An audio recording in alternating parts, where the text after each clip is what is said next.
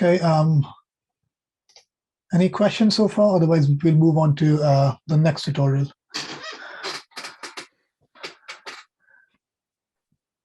Okay, I'm not going to restart this convo now. I can close this. Leave page. Excuse me. So for the second example, we'll look at a two-population network of Izikevich spiking neurons, and the goal is to get this raster graph of the two populations. Okay. Again, the write-up includes all of the information, but we'll use the Jupyter Notebook. I will again use Binder. Okay, you can use Colab or you can run it locally if you wish. Now that you already sort of know the basics of NeuroML, I'll go through this one slightly quicker. Okay, I won't go statement by statement as I did last time. Before we start, any queries from the previous tutorial? Was everything clear? Are people, is it clear now how NeuroML is a declarative language where you declare different components and how they relate to each other, how a network can have populations, how populations can have cells, and so on and so forth, and how you would add them using Python? Okay. Generally, no response means yes. So I'm just going to assume yes. But if you want, you can say yes in the chat. That's fine. Yeah, I mean, anybody is free to jump in at any time if they do have a question, even if it's related to something slightly earlier, and then we'll come back to that with the stuff. So feel free to ask. I mean, there's a lot of information here, so if something's not clear, what's an explicit input, we're happy to kind of go into a bit more detail. Yeah, and of course, you can ask us questions on the mailing list or on GitHub or via email and all that too, right? I mean, so there's lots of opportunity to clarify. Okay, so the second example now is very similar to the first one, but the difference is that we're going to create two populations of Izikevich neurons. We're going to connect them and we're going to get them to spike, as you saw in the figure. We start from the same bits. We import all the various components that we're going to use. Again, you can start with, you can just start by importing all of it. And later, once you've built your model, you can remove bits and you can make it more specific. That's perfectly fine. If you're using Colab, do remember to run the first line after removing the comment, because Colab doesn't have the NeuroML libraries installed by default. Okay. Now we'll follow the exact same system as we did last time. We'll first declare the NeuroML model. We'll then declare the simulation. We'll add your inputs and so on in the simulation. And then we'll tell the simulation what we want to record, and then we'll plot at the end. Okay, so we follow the same system. So now you've already seen this. Okay, we declared a new NeuroML file, exactly the same as last time. In fact, I think when I wrote it, I copied it from the previous example. Okay. This is also the same cell. So you've got an Izikevich 2007 cell component type, which in Python become the class, and you're defining a component of this component type with this particular set of parameters that we've given here. So in Python, you're making an object from a class. In NeuroML, you're making a component from a component type, right? Those are the two parallels you need to remember. Once I've defined that cell, my object or component, I'm going to add this to my document, okay, as we did last time, exactly the same. Now, this time, because we have two populations and we're going to have synapses between them, we're also going to declare a component for our synapse. In this example, we're using the exp1 synapse, which is a single exponential synapse, which means when a spike comes in, you first get an increase in conductance, and then that decays exponentially, right? That's an exponential, single exponential synapse. We're going to give it these parameters. Again, you can look at the schema documentation to see what these parameters mean. Okay, they're quite standard. So reversal potential, decay time constant, base conductance, and of course the ID for our cells. Okay. like we do with the cells and our networks and so on, after we've declared this component, we add the component to a NeuroML file, to a document. Okay. We follow the same steps from there. We now declare a network.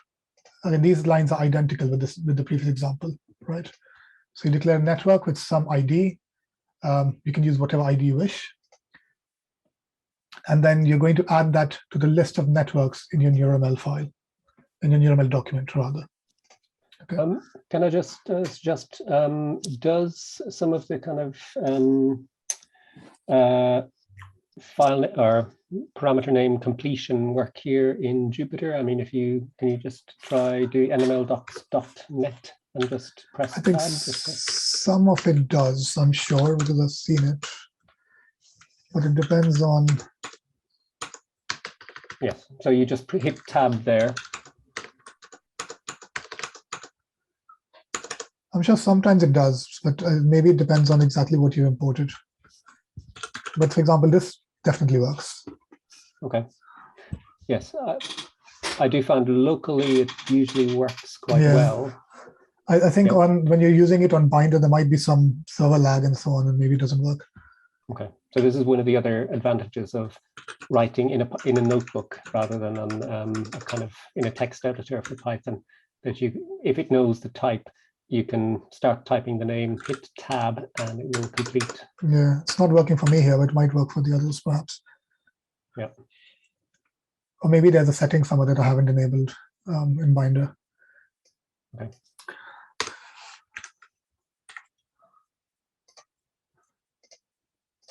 Okay, so create a cell component, add it, create a synapse component, add it, create a network, add it. Now, last time we had created populations. We had created one population with one cell. This time you can see we are creating two populations. So IZPOP0 and IZPOP1. They both are populations of the same component, which is our Ezekiewicz cell that we've defined before. And they both have sizes, size 0 and size 1. In this example, size 0 and size 1 are both 5, but in your model, they may be different. Okay. So here we are creating two populations of the Ezekiewicz cell that we defined before, and 5 cells in each population. Okay.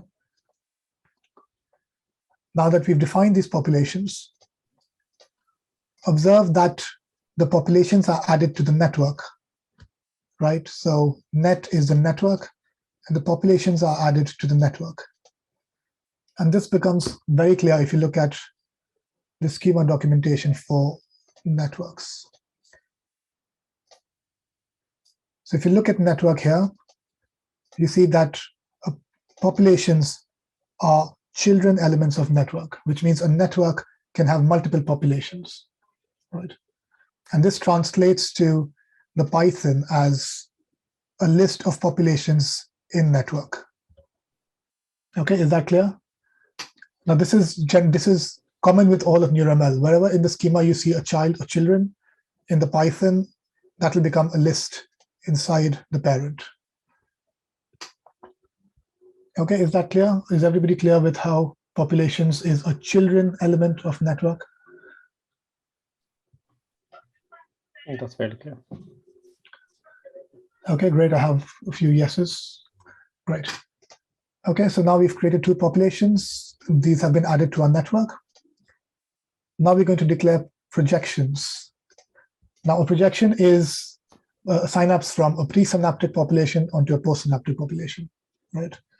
And what we're doing here is we're saying we want a new projection component with this ID, and our presynaptic population is POP0, and you specify the ID over here, and your postsynaptic population is POP1, and you specify the ID here. Okay, so you've given the source population and the target population. And then the last argument is you've got these projections, but what type of connection should they be? So you provide synapse and the synapse that we've declared above. Okay, so what this statement is saying is, I would like to create a new component of the component type projection where my presynaptic population is POP0, my postsynaptic population is POP1, and they should be connected through the exp1 synapse component that I've defined above. right? So that is what this means. Okay. So again, see where if you were writing in Python or something, you'd probably have a for loop where you connect individual cells. Over here, you are declaring a projection between two populations. Okay. Similar to populations, projections are also children elements of the network component type. So you become net.projections.append, and then you append your projection here. Okay. So we've now created two populations in the network, and we've created projections between these two populations. Okay. I think I'll just wait some time for people umbrella in case they have any questions.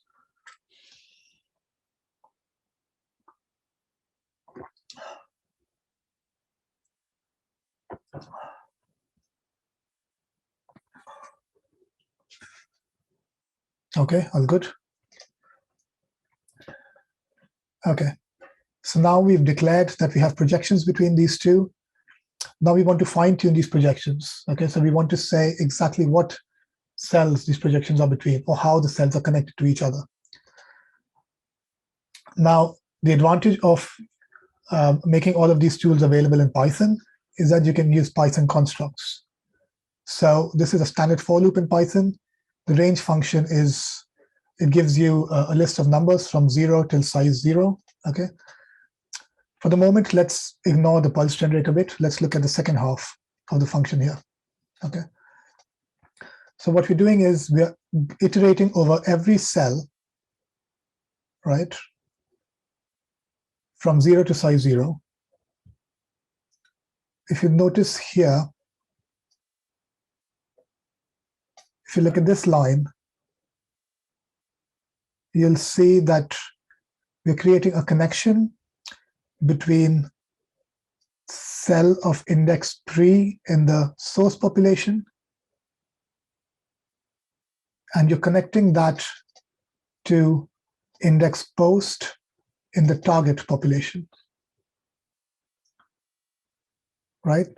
So if you think about it, because pre is going from 0 to 5, you're iterating over every cell in pop 0 over here, okay? Now for every cell in pop 0, we go through every cell in pop 1, right? That's a nested for loop. We pick a random number between 0 and 1 using the random library in Python. And if this probability is less than 0.8, then you create a connection, right? Now, this is a very, very standard way of creating sparse connections between populations with a certain probability, right? So basically, on average, if you run the simulation many, many, many times, you'll see that the probability of connection between these two populations will tend to 0.8, right? So this is quite a standard way of doing that, okay? And the important thing to note here is that the way your network has children elements which can be projections, your projections have children elements for connections, right?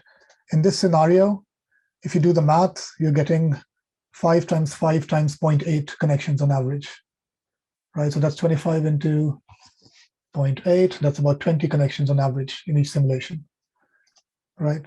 So your projection that you declared here is going to have 20 connections in this list, approximately, not each time, okay? That's the whole point of making probabilistic. You get different values depending on your seeds. And it's good practice to always add a seed that makes your model and your simulation reproducible, right? Because for the same seed, you should get the same random numbers from Python, okay?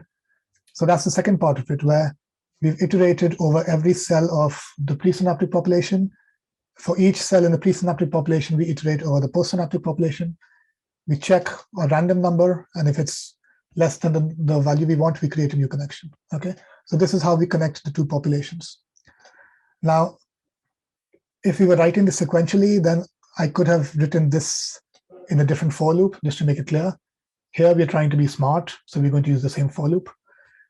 In this for loop, what I'm doing is I'm going through every cell in my presynaptic population, and I'm attaching a pulse generator to each one,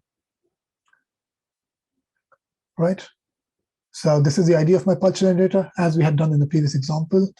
We've given it some delay. We want all of these pulse generators to start immediately in the simulation. We want all of them to have the same duration of 10,000 milliseconds. For the amplitude, though, observe that we're adding a bit of randomness so that each pulse generator, they'll have similar amplitudes, but not identical, right? So it's 0.1 nanoamperes, but with some stochastic noise over here that comes from a random number generator, right? So this is just to make sure that each cell doesn't get the identical input, okay? So in this for loop, we've added external inputs, okay, to a presynaptic cell. And then that is still here, the first part of the for loop. And the second part of the for loop, we've created connections between the two populations with some probability, okay? This is slightly dense because we've done two things in the same for loop. Is this clear? Yes, we can try that. Yeah, if you just print out what's actually been generated. Yeah. Right, let's do this. Oh, I think I haven't run all the cells. Just let me do that.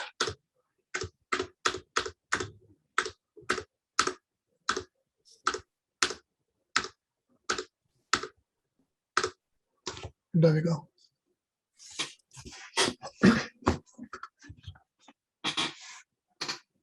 Okay, so you can see how we've declared one synapse, one cell. We've declared 5 pulse generators from 0 to 4. That's in this for loop here, right? We've got a network of 10 cells and 2 populations. We've got POP1 and POP2, both with Ezekiewicz 2007 cells, which we defined before. And well, as expected, you've got 20 connections in this projection, right? So that's the number of cells in the presynaptic population multiplied by the number of cells in the postsynaptic population multiplied by the probability of connectivity, right? So 5 times 5 times 0.8, which should give you 20 if you run this many times. If you change the seed, you might get 19 or 21, right, depending on the seed, okay? And here you can see that we've got explicit inputs defined to your presynaptic cells, right, with different pulse generators.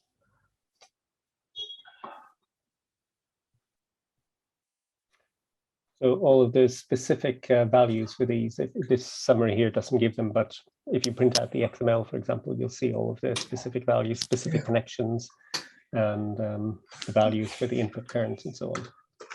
Yeah, we can print the XML here.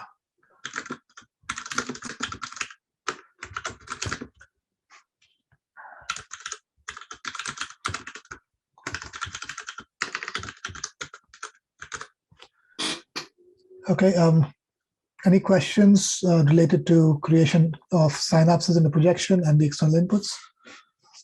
Otherwise, we'll save the file and have a look at it. Mm-hmm. Okay. Okay, so now we do the same thing. We give a file name. We use the writers to write the file. And now let's see what goes on in this file. Okay, so as you can see, we've got the synapse, the Ezekiewicz cell with the parameters we wrote. We've got 5 pulse generators. And notice how they're all around 0.1, but because we added a bit of noise, they're not exactly 0.1, right? So that was a function of adding random to random at the end over there. Then we've got our network. And now notice how network has 2 populations, because population is a children element of network. You've got projection, which is also a children element, but here we've only got 1 projection set. Notice how the projection tag has multiple connection children, right? Each of them go from a presynaptic cell to a postsynaptic cell, right? And each of these connections has a unique ID, okay? And then our declaration of the pulse generators. So we've got 5 pulse generators targeting the 5 presynaptic cells, right? And that is a complete model.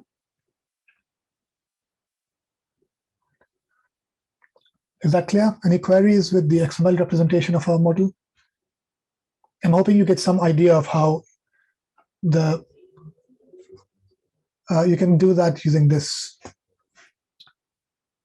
So between after writing the file, I've added an echo. So the echo is, it just adds 3 blank lines.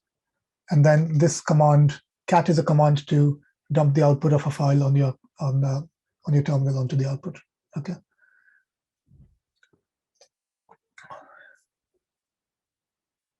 Okay. Now the next step here is validation. This actually should have been up here, right? The next step, the advantage of NeuroML is you can validate your files, so you should always validate your files after writing them to disk. And then from here onwards, you see the validation output, right? And you get a nice sign that says all valid, no warnings, all valid, no warnings. Okay. Again, as an exercise, we can make a change here and see how it reacts. So in my synapse, I'm going to change the G base to 65 volts, for example, right? And I'm going to restart it on all my cells.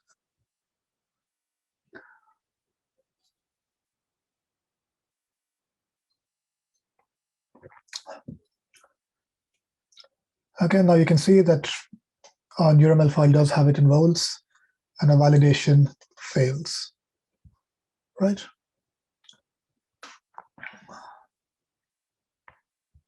Okay, you can play around with this. You can change dimension in other places if you fancy it and see how that goes. I'm going to undo what I did. So this needs to be nanosiemens. Okay.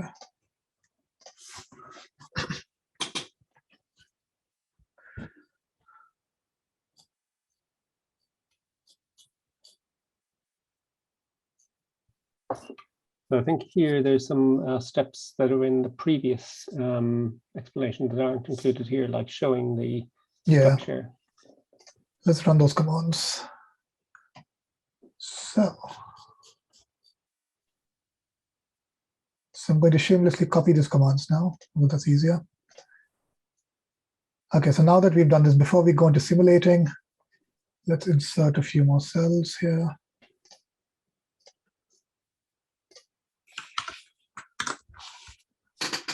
Okay, so until now we've been doing everything from Python, but NeuroML also includes a few utilities to help you do things like visualize your model. Now, again, I want to stress, we have not simulated the model yet. We've only declared the model, right? The simulation bit is completely different and will come in the next section. But for example, if I run this command, if you also want to run this, you can just go to the documentation and copy it from here, right? So all of these commands are included there. You can copy it from there if you also want to run them. When running commands that are not Python code, remember to add an exclamation mark before the command. Okay, so let's run this cell and see what we get. Oh, Padraig, we don't have dot here. Yes. So this is one of the commands that's easier to install in run locally, because there's some other packages to actually generate these images. Yeah. This is something that would be more useful on open source Brain version 2, where we have a full environment and we have all the tools in the background. I think it wouldn't work here because well, I think for Binder we should be able to manage it. For Google Colab we can't do anything, I don't think. Okay. Yeah. So the point here, just move on from this, is if you have NeuroML installed locally, you do need this other command, this other package called dot. If you show the previous example page, you will be able to generate these type of images, which just summarize the contents of the network.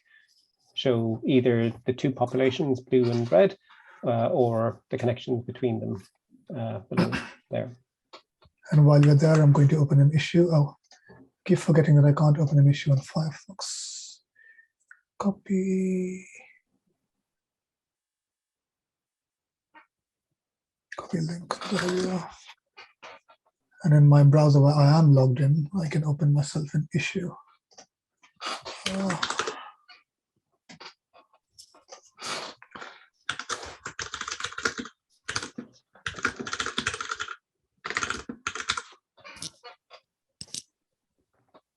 Yeah. Okay, so I'm just opening an issue using that GitHub button. I'm assigning it to myself. Content, medium.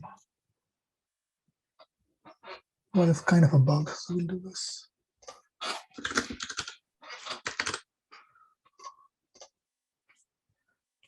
Okay, and that nicely ends up as another issue on our task list. Right. Okay. Yeah, so I'm going to, you can do this if you're running it locally. You can also, what this is showing you is that this tool, PineML, if you use the graph option, you can generate graphs of your model, not your simulation, of your model, at different levels of detail. So if you give 3, you're getting this level of detail where you have the populations shown here just with the inputs. If you run 1, then you get more details. So it's also showing you the connections between each population, right? Yeah, individual cells. And that. Yeah. Okay. But yeah, if you have a very complex model with thousands of cells, then tread carefully, right? Because it will try to generate lines between every cell. So if you're using a very complex model, it's better to get a higher level image than a detailed one, right? Because sometimes they can get really large. Okay. So I'm going to delete this cell because it won't work at the moment. Okay.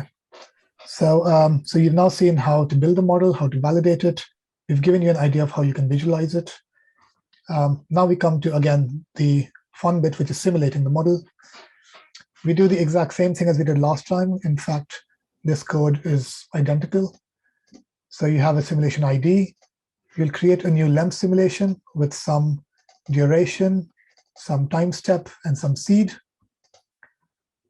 You'll assign the target to the network that you want to simulate.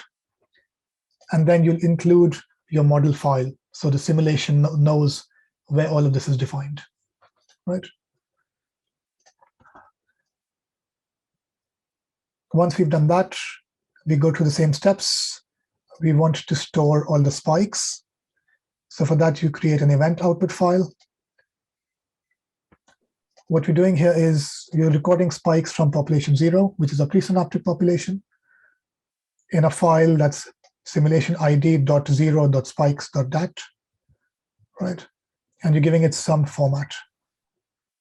And then now that we've created a file, you're adding the spikes of each cell from a presynaptic population into this file, right? So we're iterating.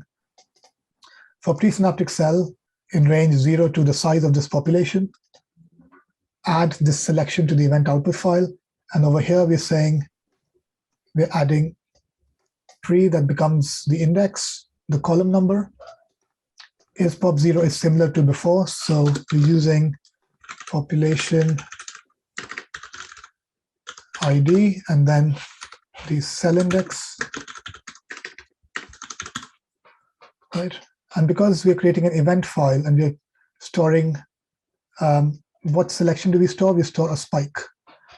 And if you remember when we had looked initially at the Zeekovich cell, it had a spike as the event, which was going to the out port, right? So each Zeekovich cell is generating a spike event, right? So we're storing that. Then we repeat the same thing, but this time for the postsynaptic population. So the only thing that's changed here is instead of pop0, I now have pop1. Okay, so we'll have 2 files, one for population 0, one for population 1. Okay. Any questions in cell 12? Is it clear until here how to record spikes from the population? Okay, I'll wait 10 seconds.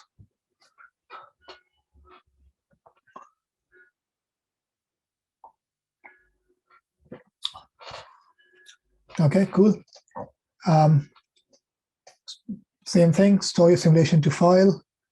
Let's modify this and look at what we have.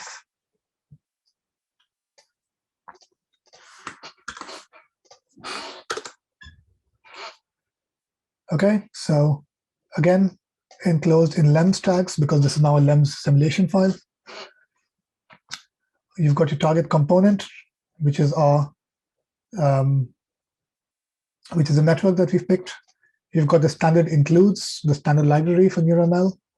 We've included a model using this, and then you define the simulation details. So again, we wanted it to be of 1,000 milliseconds in length. We gave it an integration time step. We defined what component in the model is the target. That's over here. What seed we had given it to. We had set up 2 event output files. So for each of them, we get 2 different event output file children in the simulation component. And as you can see here, event selection. So it goes from the 0th cell, the 1st cell, the 2nd, 3rd, 4th cell in the presynaptic population, and similarly for the postsynaptic population. Okay, is that clear to everyone? Now all that remains is to run the simulation. That's our last step. But we can also do this to show you what we got out of there. So I can copy the file from here. So I won't do heads, rather than I'll do tail.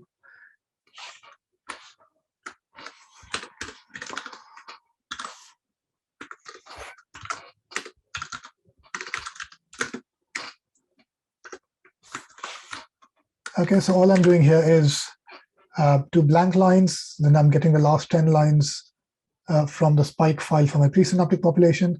Another blank line, the last 10 lines of the spike file for my postsynaptic population. Okay. Just to make sure I've run everything, I'm just going to rerun the whole thing here.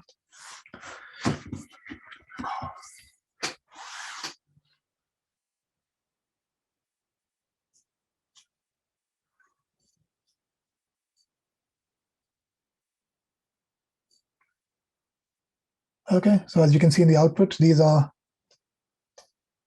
so on the left, you've got the ID of your cell in the first column, and the second column, you've got the spike time. Again, this is quite a standard format for storing spike events, right? So you generally have the first column gives you the ID of the neuron that is spiking and the time at which the neuron spikes. Okay, and because I printed the 10 lines of the presynaptic population and the postsynaptic population, we get 2 sets, right? One here and one here. Okay. And now the last bit again is plotting. As you'll see, we again load the 2 spike files using NumPy to do different variables. We extract the times from them. So that is, again, give me the first column from this data array, right? That's what : 1 means. So these are the times for population 0. These are the times for population 1. Okay. Now, so here we got the second column. Now we're getting the first column. So these are spike times for the 2.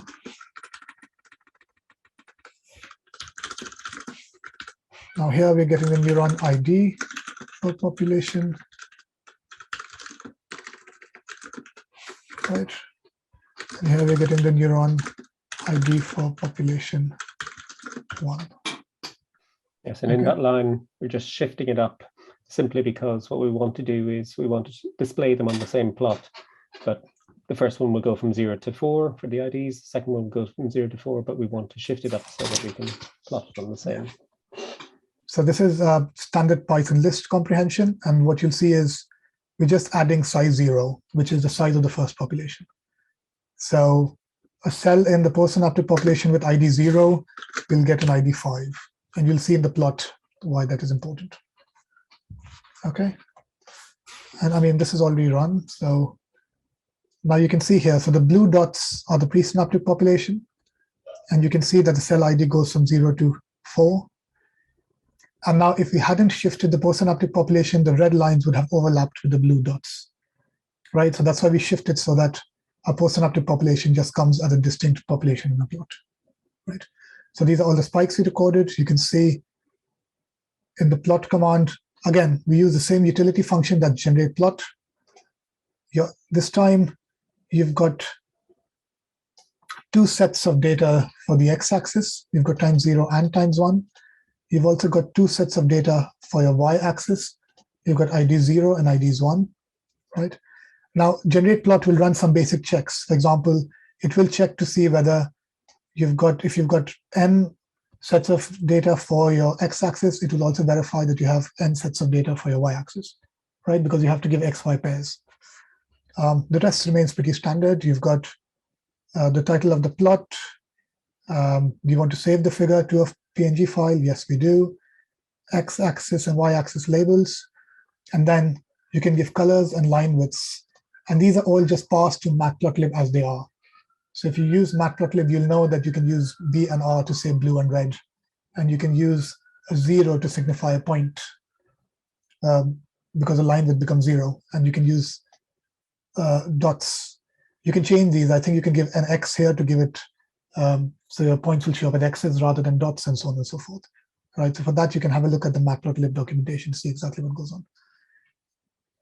Okay, and that was it. So we created a new network. This time it had 2 populations of Izekvich cell.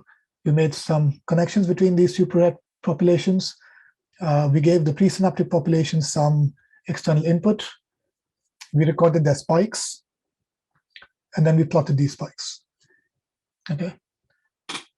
Any questions here?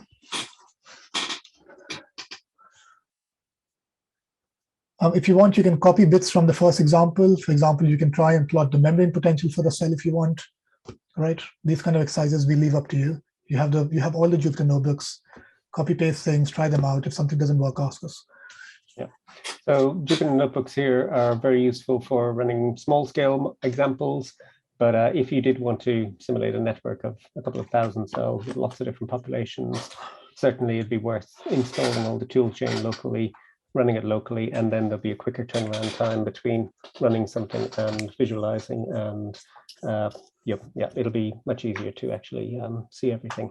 And the other option is that you can also run it in Neuron if you have it run locally. I think you might be able to get Binder because I think I saw you pip installed Neuron, but we won't go through that in detail.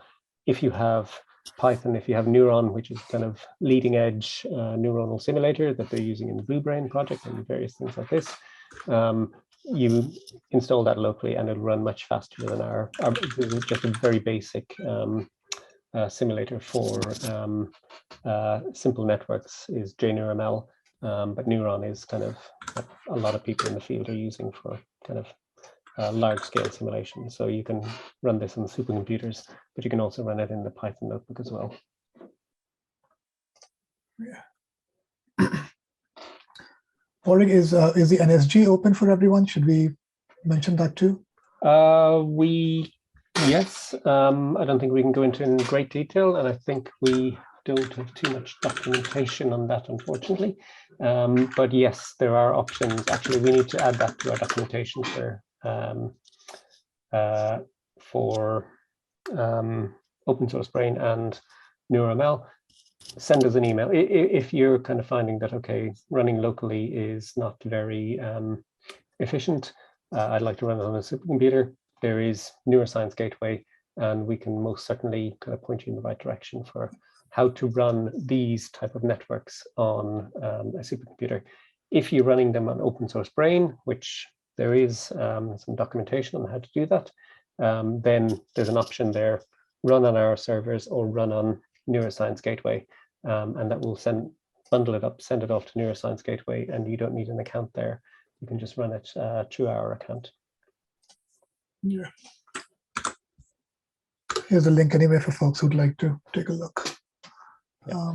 So it's basically an easy access to US, I think, a National Science Foundation funded supercomputers in the US. You can get send your job to a queue and it'll run on the supercomputers. You can specify how many processors you need, but they have all of the kind of neuroscience software pre-installed, and yeah. Yeah, and all of NeuroML is on NSG. Yeah. Okay, should we take a quick 5-minute break and then we start the last example? We've got 45 minutes. Okay. Okay, in the meantime, please play around with these examples. If you have any questions, do pop them up. I'll close this. And in the break, I can already see if I can.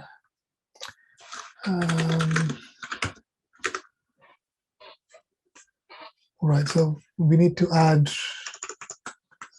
dot on an Ubuntu VM, basically, don't we?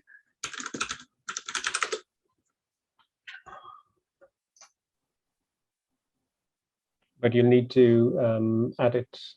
So how did you add NeuroML libraries to Binder? Was it the configuration file?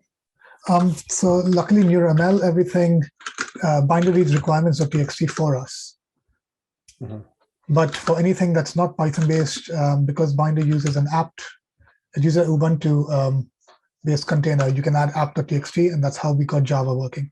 So all I need to do is figure out what the name of the package for dot is. It must I think it's GraphViz. Yeah. Okay, and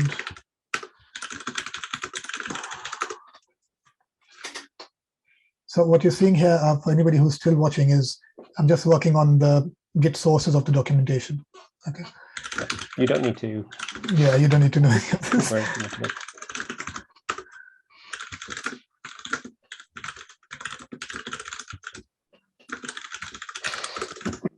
And what we also like to do is we like to fix the issue.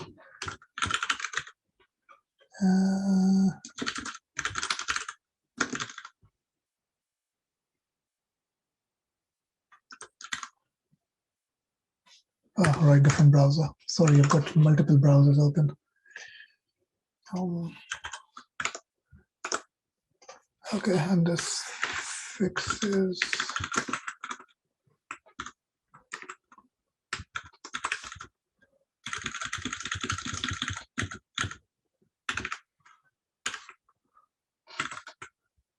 Okay, and we can push this.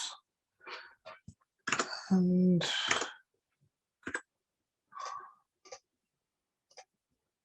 we need to wait for it to build, after which I can fire a Binder again and hopefully it should work.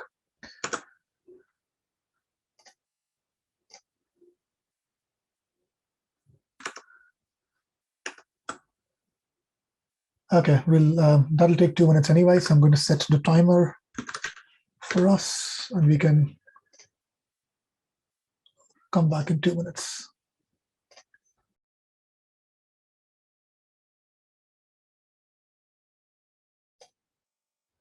Okay, so that should have worked. So let's quickly see if I can run these commands here now.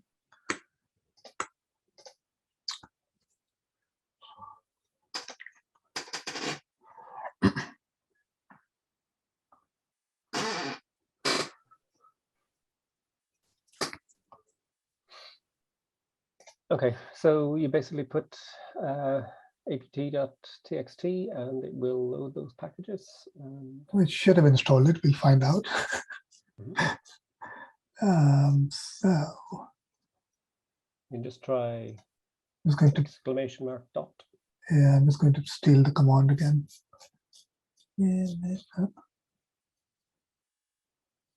Oh, this is the wrong file.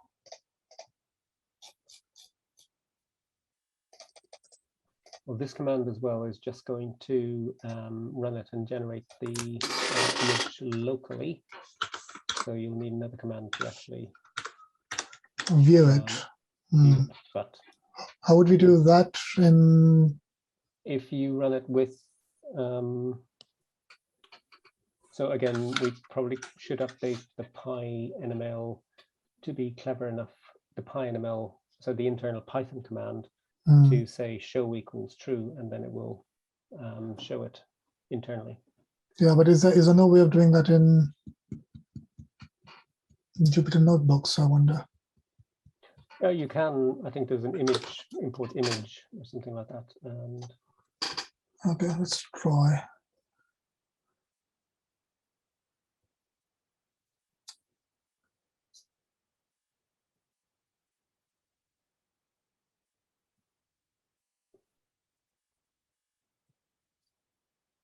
It also needs XDG open to do it by default. Right. Okay. Need to add another thing then. So it did find dot, but it didn't find. Okay, so it saved the file, but when it tried to open it automatically using SDG open, it didn't find anything. Okay, so I think we need to add XDG open also to that list. Okay, I won't do it now. I'll do it after the tutorial then.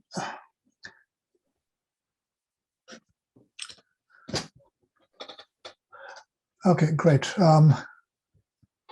So any more questions before we jump ahead to the last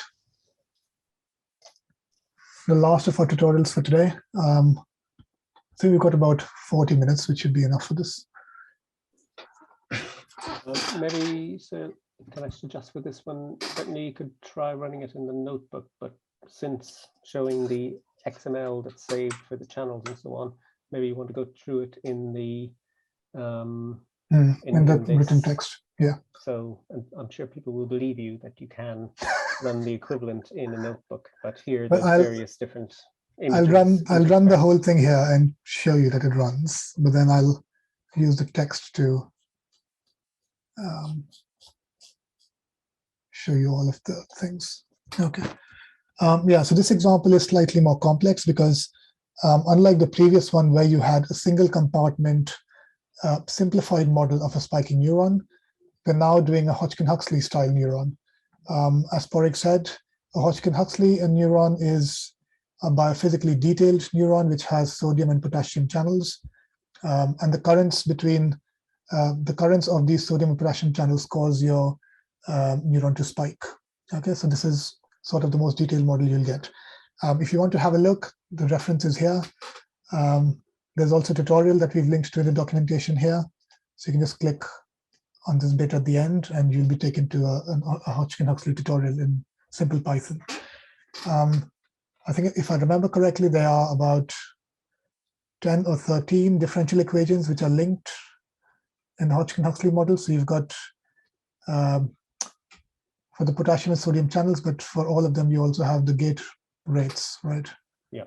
Yeah. So in total, I think there are about 10 or 12 differential equations which need to be every time step. I think it does come down to about 4, simply because there are there's the rate variables for sodium and potassium, and the activation and inactivation variables for sodium and potassium, the activation variable for potassium, and then the expression for the membrane potential. So it does come down. It's a very complicated way of writing 4 differential equations, basically. But there's a lot more parameters. But each of those parameters has something specifically relevant for the biology, the conductance of sodium. So if you block the sodium channels, then something will happen to the cell. If you do this, and this system was originally the giant squid axon, but if you block the sodium channels, then the shape of the action potential or no action potential will be reflected in the model. So, and there are other variables for how quickly the sodium opens and various things like this. Yeah. Unfortunately, there isn't time to go into the details of the model itself, but we can just show you how you would create the standard Hodgkin-Huxley example, and then we can kind of point you to some other examples. Yeah, there's already a link in the docs to a good tutorial that you can go through. It explains the maths to you a little bit, and then it helps you write this tutorial in basic, it helps you write this model in basic Python. So you write all the differential equations yourself and so on. I think that's the open worm tutorial, Padraig, on HSLs. Yeah. Okay. So, so now this is slightly more complex because here not only are we going to define the cell, we're also going to define ion channels for the cell, right? So if you're more than welcome to follow it along in a Jupyter notebook, because what I'm going to show will match the Jupyter notebook. It's just that in the written text, I've got all the figures and everything which I can show you. Okay. So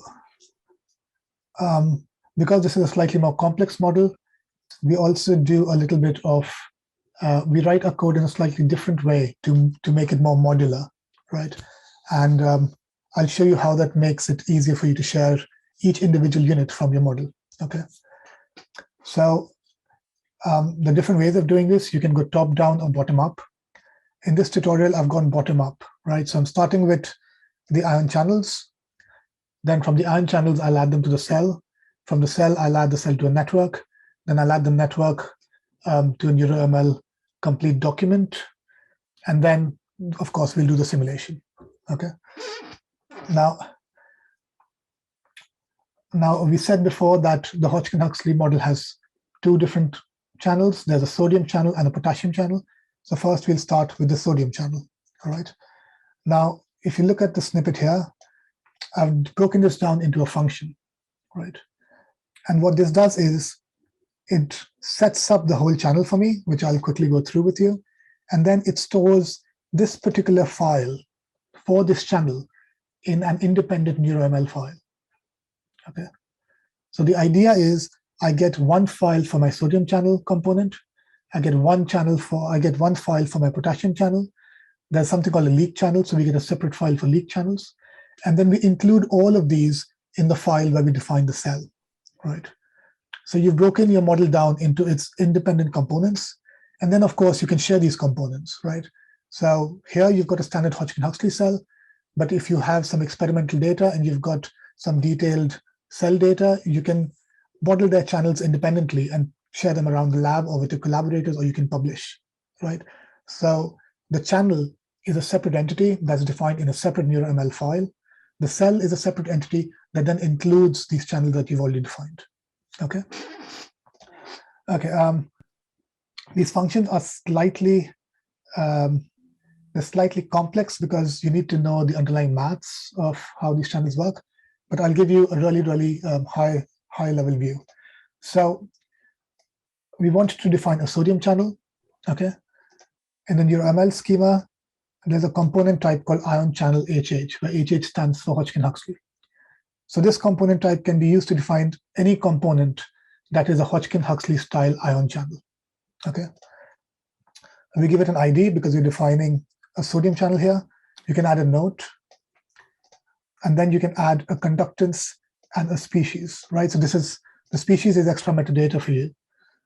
This is the base conductance of this ion channel. So that's 10 picosiemens, okay? Now a sodium channel has various gates, right? So it's got the M gate, has got the H gate, right? If you do look at the maths for this channel, you'll see that the M gate variable has a power of 3. Okay, what that tells you is that there are 3 of these gates. Padraig, correct me if I'm wrong in any of this. Okay. Okay. So for the M gate, you're going to define, for each gate, you define the forward rate and the reverse rate. This is the rate at which ions flow through your membrane or through your channel, right? So first we're doing the M gate. You're saying I've got Hodgkin-Huxley, I want a gate with Hodgkin-Huxley rates, okay? You're saying this is my M gate for my sodium channel. I want 3 instances, and then I add some notes. The note is for yourself, okay? And now that we have these HH rates, we've got a gate, you define a forward rate and a reverse rate. And now these rates can have various dynamics. So for the forward rate, we're using an exponential and linear rate, right, which has some certain parameters. Similarly, for the reverse rate, you're using a different kind of rate. You're using an exponential rate with some certain parameters, right? And if you go to the schema, you can look at all of these rates to learn what they do. So, for example, I'll just open this up, and then we can search for, right? You can search for HH rates and So this is what we use, for example. Okay, and that explains the dynamics of this rate to you, right? So there's an alpha, there's a beta, there's some, like they're exposed in certain ways, and when all of this comes together, you get some dynamics for this channel. Okay, so if you can go through the tutorial on Hodgkin-Huxley to really learn what this is, but we won't go into too many details. But from a NeuroML perspective, the system is exactly the same, right? So you have an ion channel. An ion channel can have gates. The gate will have a reverse rate and a forward rate. So you've got to define two HH rates. And then you see that you assign that value to the forward rate of this gate. Okay. Again, so you take the reverse rate and you assign this new component that you've just come up with to the reverse rate of this gate. Okay. Now, similar to the M gate, there's the H gate. Okay, which if you look at the maths will have a power of 1, and it similarly has a forward rate and a reverse rate, right? But the system remains the same. So you define another gate that has Hodgkin-Huxley rates, you define a forward and a reverse rate, and then you assign that to your gate. Okay. Once you've defined the gates, you add it as you would. So the way you add a cell to a network, you define your gate with Hodgkin-Huxley rates to the list of gates for the sodium channel that you've defined, right? So if you think about it, the gate HH rates are, again, children elements of your sodium channel. Okay, so the logic remains the same. It's just that you need to figure out what the new hierarchy is for this particular ion channel. Okay. Now that we've done this,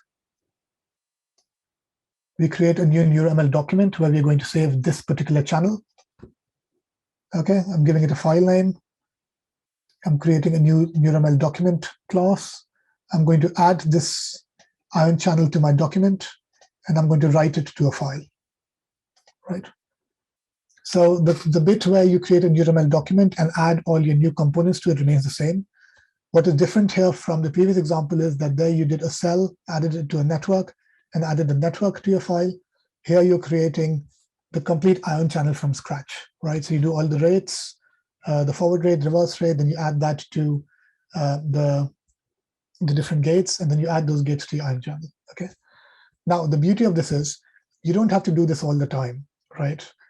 Now that you have this NeuroML file, you can just include it wherever you need to use a sodium channel of this type, right?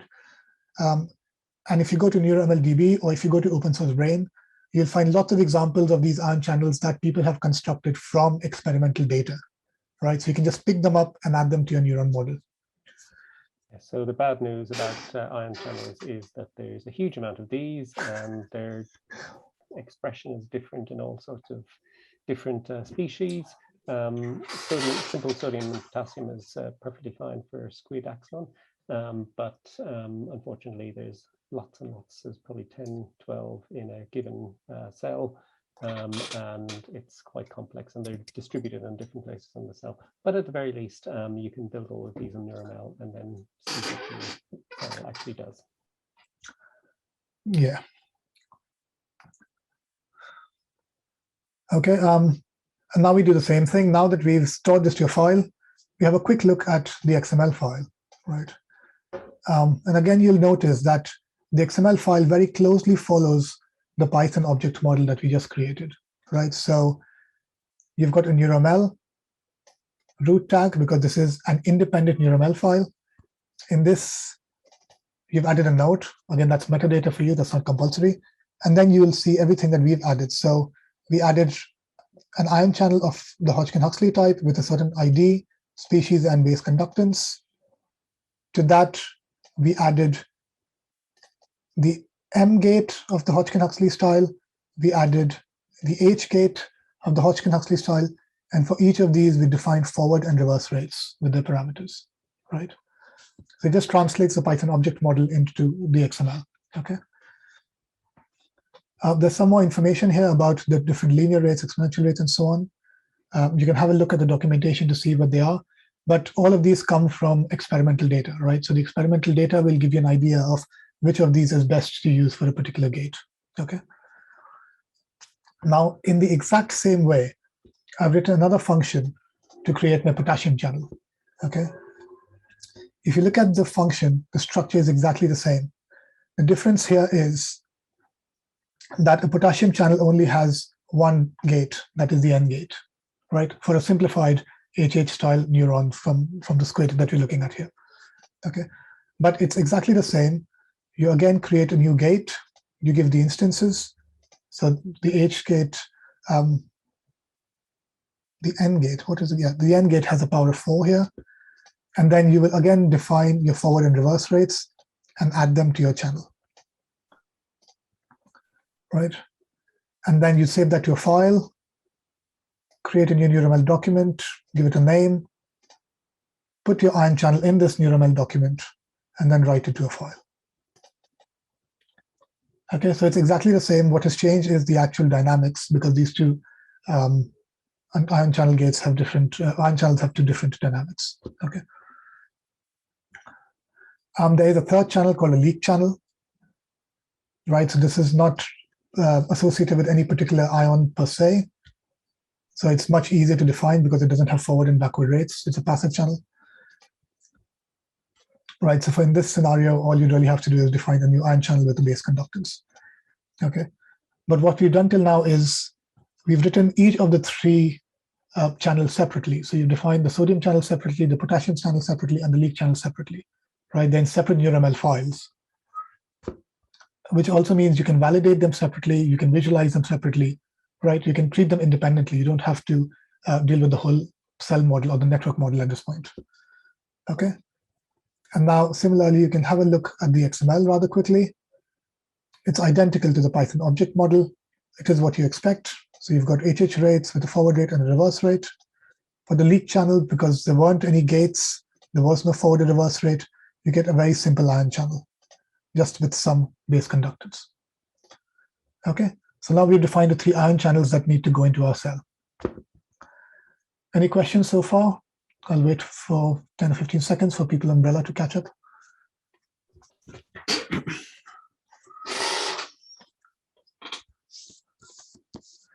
If you're unable to, I mean, you can still run the code in the Jupyter notebook, but there's nothing to worry about if you're unable to follow this from scratch, right? There's quite a bit of information you need to know about an HH cell model to be able to follow this completely from start to finish. I mean, a lot of the constructs here, a lot of the kind of specification of individual gates, as I say, it could have come down to specifying 4 differential equations with lots of parameters, but the whole modular structure here is precisely because if you do have a calcium channel, which is filling a calcium pool, and then another potassium channel, which is dependent on the concentration of that calcium, this structure here can be expanded to actually specify all of those different relations, and you can specify them on a single compartment cell like this or a multi-compartmental cell, and specify these are on the dendrites and so on. So it is a bit of overkill for just this relatively simple specification, but it is needed for describing real cells, and it will produce the same behavior as if you did have 10 lines of Python code which just solve those differential equations. And yeah, I think in that Python example that I think we point to, the tutorial example, it will give the kind of simplified Python code to actually implement this model. So if you wanted to go back and forth between that, but yeah.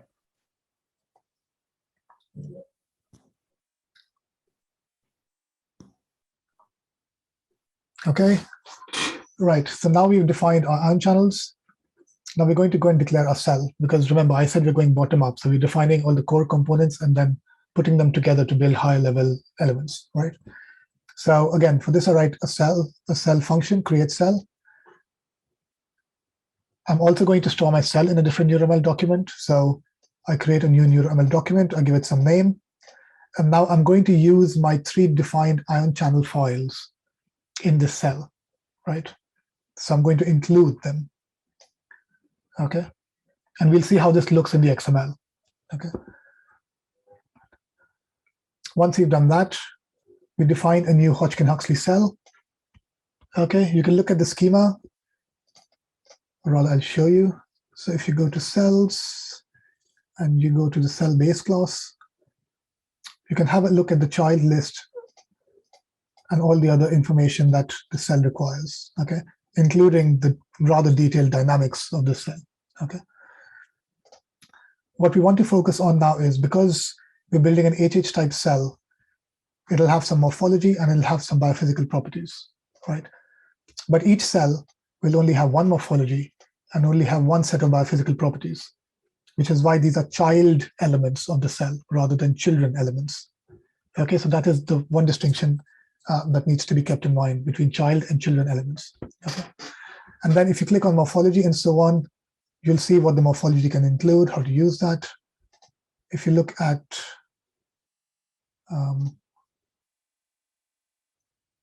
managed to lose my cell here. There we go. If you look at biophysical properties, you'll see that biophysical properties can be divided into membrane properties and intracellular properties, right? So it's following the structure of a cell, and all of these components are designed in a way that you can easily follow them from the top or from the bottom and build your cell, right? So first we define the biophysical properties for our cell, okay? So again, as you would do, you'd create a new component of the biophysical properties component type. Now the biophysical properties include, for example, the membrane properties. So you create a new component of membrane properties and you add that to your biophysical properties, right? Okay. Once you've done that, your biophysical properties have been added. You can add that to your cell, okay?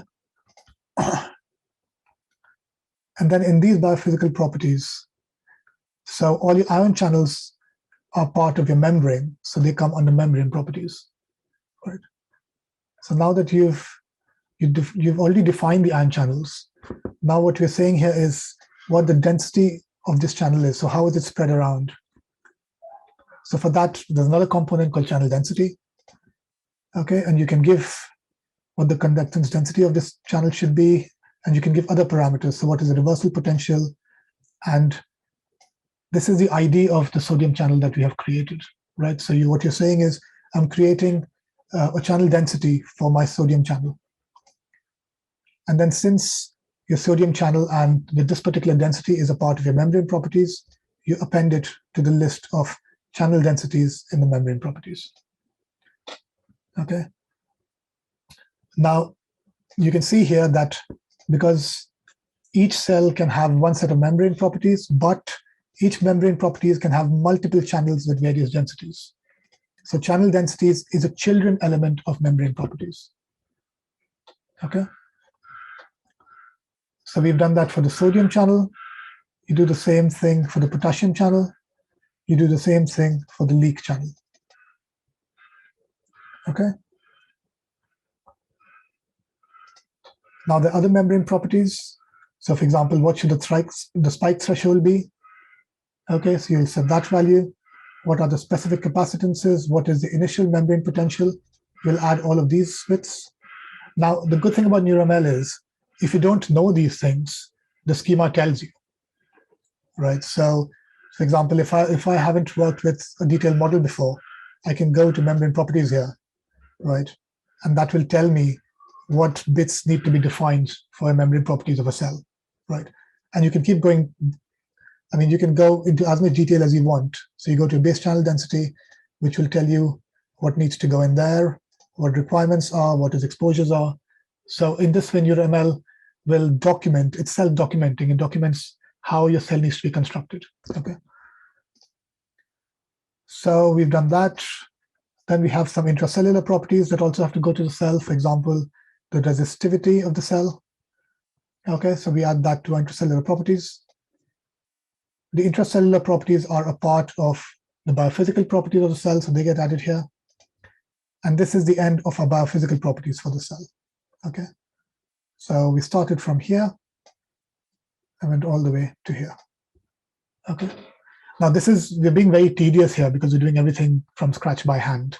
You don't generally have to do this because generally you'll find the ion channels or the cell model already represented in NeuroML, and you can just use that to create a population, right?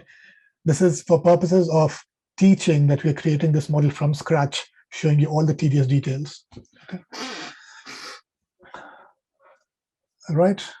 Sorry, just as an aside, if you would like to actually look at a very much more compact way of actually specifying the cell, if you open the Pine schema definitions, maybe another tab, and if you go to HHCond, oh, sorry, HH.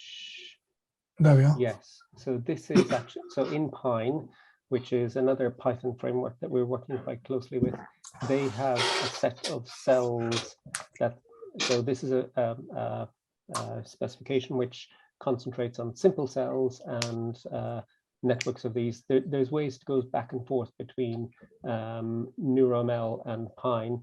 NeuroML traditionally has focused on more detailed models, and Pine has focused on more detailed integrate and fire, but they do have this HH conductance-based single compartment model. So if you go to dynamics here, you'll see here a much more compact specification of what's actually being built in NeuroML in all glory of the detail.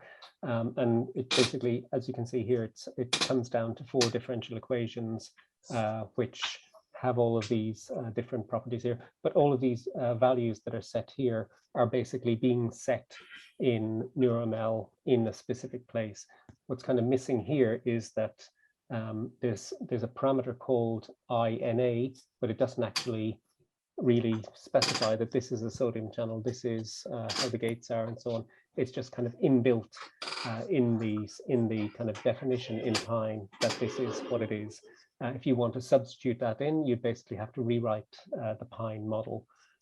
So you could do it here with a couple of lines in Pine, but the gory detail is what you actually do in, so yeah, here specifically, you would set all of these parameters here, but you don't really get, you can't really specify down under the hood if you want to change the dynamics of the sodium channel, or if you want to introduce a new type of potassium, slow potassium channel, something like this.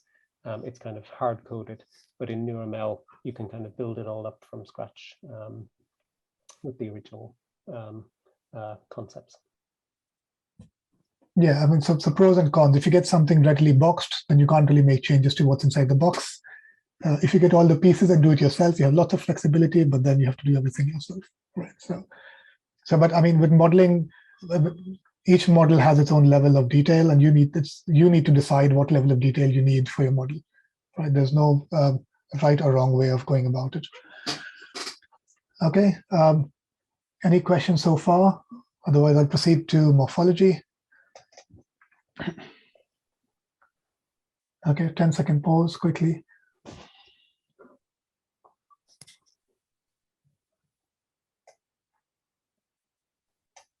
Okay, let's go on.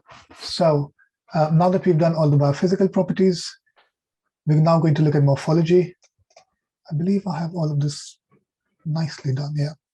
So in your own time, because I'm rushing through this a little bit, you can go through this document where we've written all of this copiously, and you can go through every statement and explore all the links and see how everything fits in really well, okay? We also have notes like this on general NeuroML concepts, okay? For morphology, at this point, we're only building one segment, which is the soma of the cell, right? So you create a new morphology component, which includes many segment and segment groups. So a morphology component has children elements, segment and segment groups.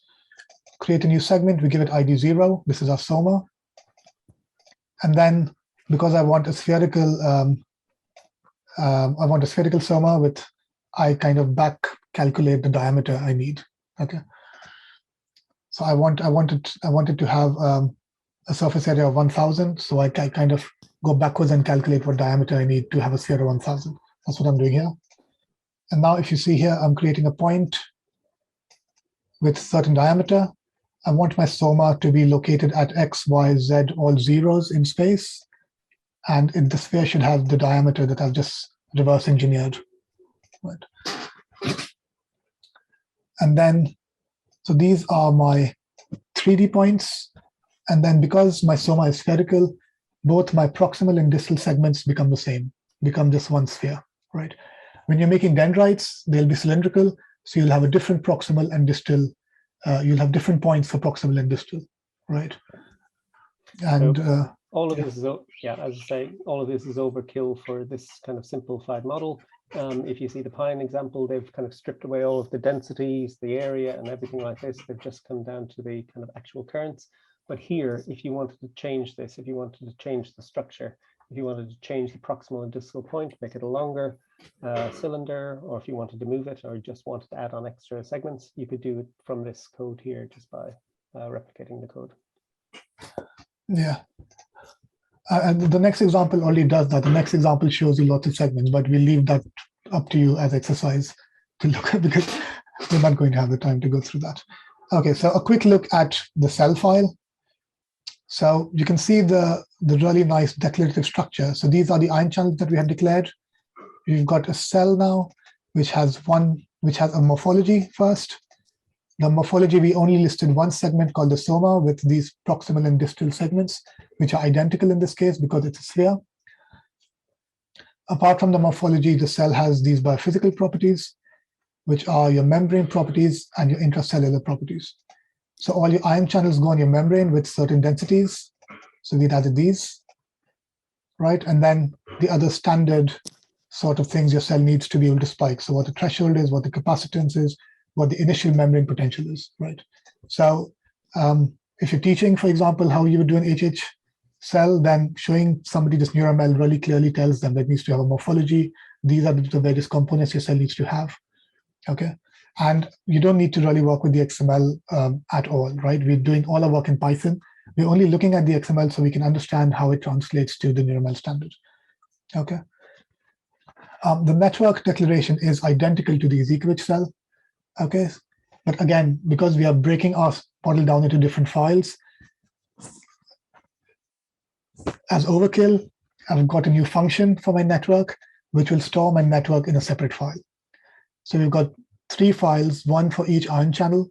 We've got a 4th file for our cell, and now I'm going to write a 5th file for my network, right? So all your bits are spread out. You can tweak them individually. You can store them individually. You can share them individually. You can validate and visualize them individually. Okay. Now you already know how to do a network. So because I'm saving this to a file, I have a new document. I include the cell I have defined into this file because I need this file to know what the definition of my cell is. Then I'm creating a population of size 1 of this cell component that we've defined. I'm adding a pulse generator as we did for the Ezekiewicz cell, right? With some ID, some amplitude, a delay, and a duration. And as we did for the Ezekiewicz cell, we're giving it an explicit input, right, where the target is the 0th and only cell of our population, and the input is our pulse generator, right? Then you add all of these to your network, and you write this to your NeuroML file, okay? And so this file should look more familiar to you. The only difference is that instead of the Ezekiewicz cell, you've got a Hodgkin-Huxley cell that's being used in this network. So there's one Hodgkin-Huxley cell in this network. Okay. And now you can look at some of, you can already start to tinker with your model and see what it looks like. So first thing I'm doing here is I'm validating all my files, right? So I'm using a shell glob here, which means this will expand to any file that starts with HH underscore and ends in NML, right? So I'm using PyNeuroML. The advantage is I'm validating each file individually, okay? Then, as we saw before, we can see a summary of our network, right? So the document is called network. It's got 1, 2, 3 ion channels. It's got a pulse generator. It's got a Hodgkin-Huxley cell that we've defined with this one segment, the soma, right? Now the soma is the root segment, so it doesn't have a parent. But let's say if you had a dendrite that was connected to the soma, right? Then the segment for your dendrite would have the soma as its parent, right? And that is how you connect different segments to form a whole dendritic tree, right? And you can see here it gives you the information. So it's going from the proximal point 000 to the distal point this. Again, that will be different if you have cylinder. And then it lists all the channel densities that we had defined. So sodium channels, right? Then it'll also tell you what segments these channels are defined on. Potassium channels, what segment this channel is defined on. The leak channel, what segment this is defined on. Because as Padraig said, when you build more complicated models, you can spread these channels out in different ways on different dendritic trees, right? And then all the other biophysical properties of your cell, so specific capacitance, so on. And then the gist of what your network is, which is one cell in one population, right? And of course, finally, the one input to your one cell, okay? Now, let's have a look at the visualization. Because this is quite a complex model, I've given level 10, which is quite a high level, okay? So PyNML graph for the network, and it'll show you that you've got one cell in your population called HH cell, and you've got one input that comes in to this population, right? It also gives you the average weight of the connection between these, which by default is 1, okay? So that's a level 10. If you're playing with the example, you can change the level and see what you get, okay? Now, the advantage of us having written all our channels in separate files is that you can analyze them all separately, right? So for example, here, if you look at the potassium channel, again, this is the advantage of having a standard. We know exactly what elements have gone into construct the channel, which means we can do things like write a simple utility that analyzes these channels. So with NeuroML, you've got PyNML channel analysis. You pass the channel analysis file to it, and you'll see these graphs. You'll get a steady state graph, and you'll get the time course in the second one, right? So this shows you the evolution, how your membrane potential would change for this particular channel, right? And yeah, this is relevant for any new channel you create, any number of gates and so on. This can be used, and this was probably useful to use as you're actually building the channel so that you can see it. And these are the types of graphs that you would generate in the kind of experimental setup when you're kind of analyzing the properties of the channel. Yeah, so you can verify these by comparing it against experimental data, for example, right? And similarly, now for the sodium channel, you get different graphs. What's notable here is that the potassium channel only has the one gate, so you get one line here, where the sodium had 2 different gates. Therefore, you get different lines for each of these gates and so on, right? So this is the advantage of having a standardized format, right? You get all of these advantages because it's been defined, it's well defined, and therefore you can have standard tools based on that. Okay. Finally, we come to the simulation of a model. Again, because I've been extremely copious here, we've written a different function for this. We already know that we separate the model from the simulation. So you've got 3, 4, 5 files for your model, 1 for each channel, 1 for the network, 1 for the cell, and you'll have 1 simulation file. The simulation file remains, again, pretty much similar to these equage examples. You have a simulation with your duration, time step, and seed. You include, so my create network file was returning the name of the network NeuroML file. So I will include that in my simulation. My target becomes the ID of my network, which I stored as single HH cell network. Okay, so this is the information we need to run the simulation. And then we want to store a few bits. So here, we create the output file as we did for our equage example. And in this time, we're not storing spike events. We're storing these quantities. So I'm storing the membrane potential for the cell, and I'm storing the currents in the channels, and the current density for the sodium channel, and the current density for the potassium channel, right? So anything that's exposed by a component can be recorded as a quantity. Okay, that is the general rule in NeuroML. Okay, then you save this to your file as usual, and then you can run this with JNeuroML. Okay. Again, because this is a single compartment model, you can run it with JNeuroML. If we had multiple compartments here, then you'd have to use Neuron or NetPine or some other underlying simulator, because JNeuroML uses LEMS, which doesn't know the cable equation, and therefore it cannot do multi-compartmental models. Okay. Yes, it's also a bit slower than Neuron anyway, even Yeah. for single compartment models. Yeah. Okay, and you save this. And then similarly, the plotting remains exactly the same. We have a file, we'll load them using NumPy, and then we get what we want on the x-axis, what we want on the y-axis. So in the first one, in the first plot, I'm saying on the x-axis, I want the membrane potential from this file. Well, actually, on the x-axis, I have the time. On the y-axis, I have the membrane potentials. And then for the other graphs, I'm storing the channel densities, the channel current. And that will give you these really pretty graphs at the end. Okay. So the first one shows you the membrane potential of the cell. I think we've shrunk it a bit to fit the page, but you can still see what it says here. And then similarly, so any exposure can be recorded to a data file. And once you have that in a data file, you can plot it using whatever tools you want. You can use this helper function from NeuroML, but you can also use Matplotlib or any other tool you fancy, or GNU-plot or MATLAB or whatever it is to load the file and do things. Okay. Yeah, so we've sort of rushed through it, but there's the interactive example that you can tinker with. Again, feel free to copy all of this code if you're building your own models and new models. And the last example, which we almost never managed to cover, is an actual cell from an actual paper. And we've constructed this in NeuroML from scratch for you. And so you can have a look at this. Again, once this cell has been defined, you can now just pick up the NeuroML and use it in a model, right? You don't have to do this repeatedly. But this is a multi-compartmental cell.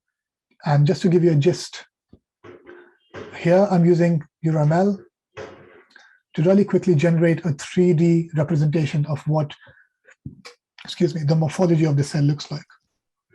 Right, so this has a soma, it's got a short axon segment, it's got two dendritic segments. Well, I know, I've just remembered, you can't see my mouse, but if you look at the left figure here, beneath this, you've got the soma, you've got an axon, you've got two dendritic segments, and it shows that to you in different planes. So the X plane, the XY plane, YZ plane, and the XZ plane, and so on. Okay. I think everything else we've sort of shown you already. And we've also just run out of time. Okay.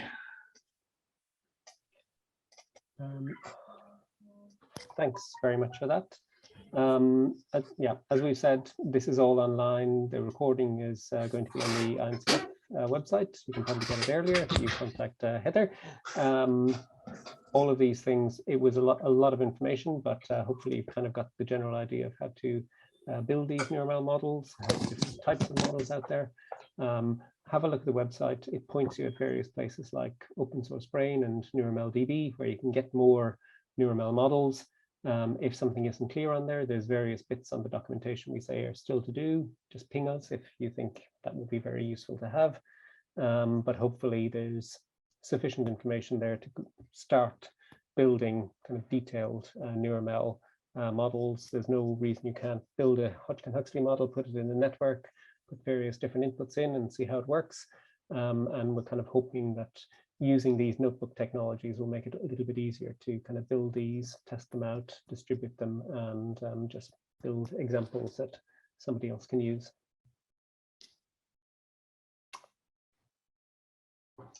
Yeah, have a look at opensourcebrain.org, because all the models on Open Source Brain are pretty much, well, they have to be written in NeuroML. So you can explore the model and you can look at the NeuroML sources and so on. And most of these will be published, right? Should I give a quick OSB demo? I think, well, first of all, I think people, if you are hitting a deadline now, if it's the middle of the night for you, feel free to drop out.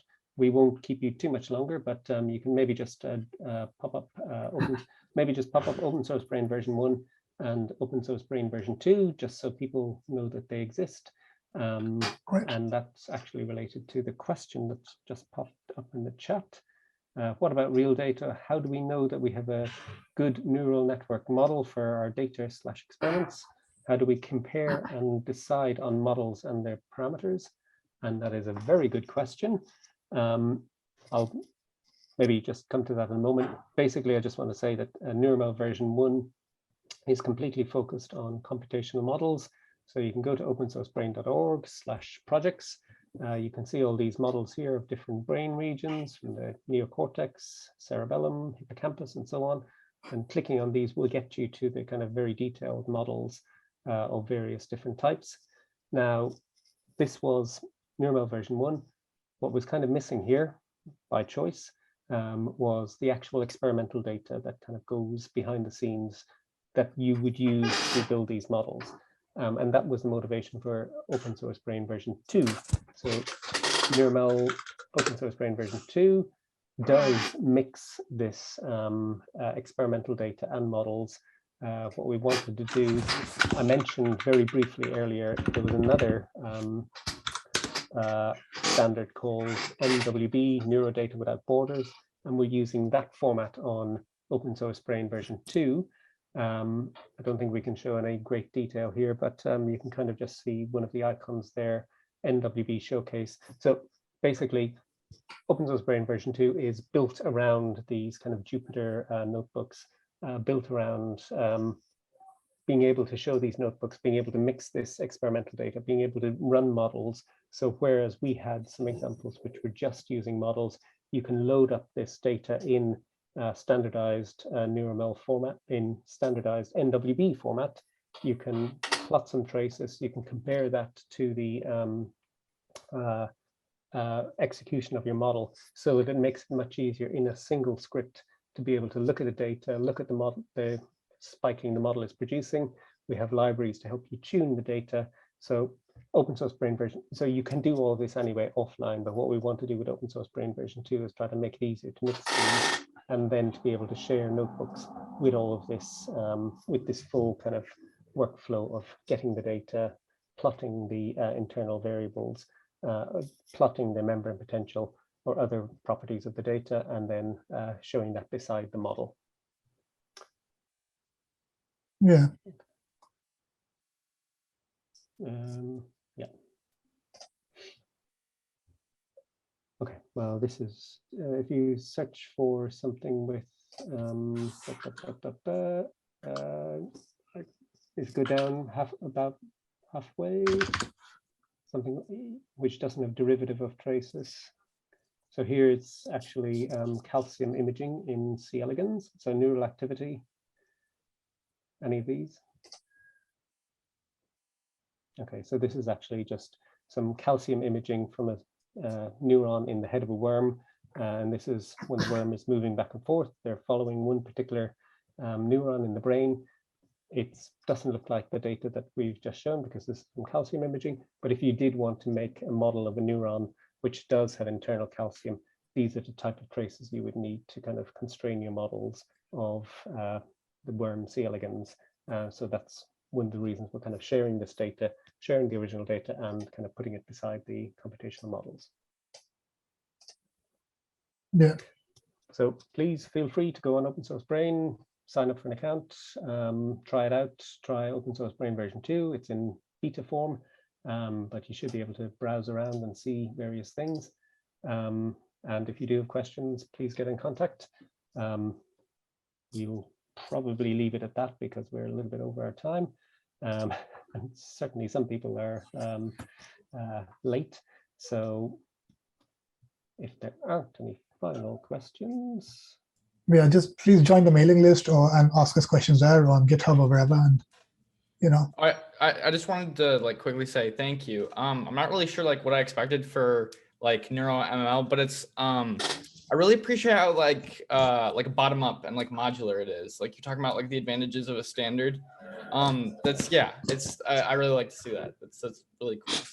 Okay, great. Thank you. And yeah, and I think thank you for INCF for hosting us. And I think one of the good things that INCF is doing is kind of giving a stamp of approval to various different standards.